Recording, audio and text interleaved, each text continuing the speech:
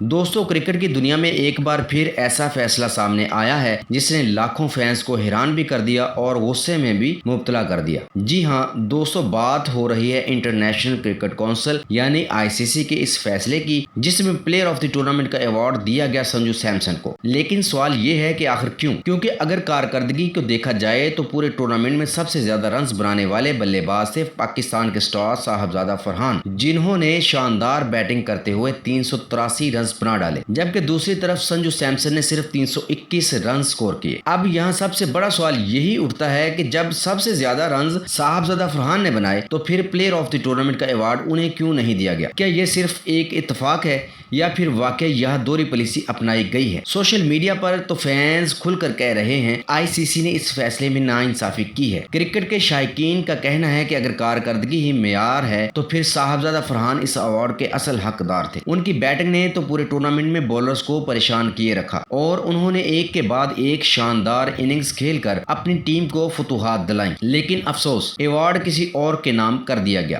اب سوال یہ ہے، کیا واقعی ICC کا یہ فیصلہ درست تھا یا پھر کرکٹ فینس کے ساتھ ایک بڑی ناانصافی ہو گئی؟ آپ کی اس بارے میں کیا رائے ہے؟ کمنٹ میں ضرور بتائیں۔